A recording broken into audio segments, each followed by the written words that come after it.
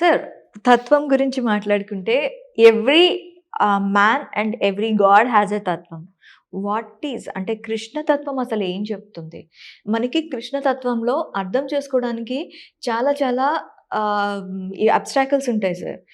కృష్ణుడు జగద్గురు మనం ఇప్పటి వరకు మాట్లాడుకున్నాం. ఒక కృష్ణుడు రొమాంటిక్ ఫెలో. కృష్ణుడు అంటే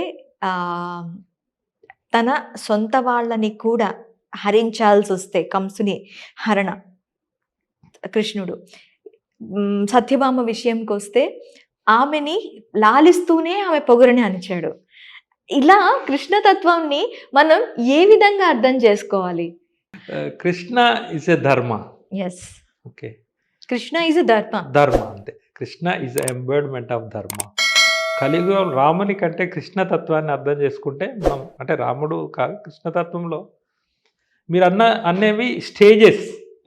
ఇప్పుడు నేనున్నాను, పుట్టినప్పుడు నేను తల్లికి ఒక కొడుకుని, అప్పుడు నేను ఎవరి పాత్ర పోషించాలి? కొడుకు పాత్ర పోషించాలి. ఓకేనా?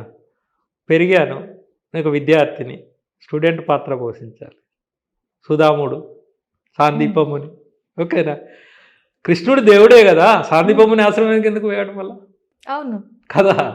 ఇవన్నీ ఏంటంటే మన స్పిరిచువాలిటీ కానీ మన అన్నీ కూడా దేవుడు కాబట్టి చేసిండు, మనం చేయలేమని అనకుండా. అంటే ఒక క్వశ్చన్, నేను ఈ క్వశ్చన్ ఎందుకు అడిగానంటే, శ్రీకృష్ణుడికి ఉన్నాడులే 16,000 భార్యలు.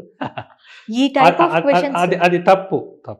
అంటే ఈ విశ్వంలో నైష్కల్మిక బ్రహ్మచారి ఎవరైతే ఉన్నారో శ్రీకృష్ణ, అవునా కదా?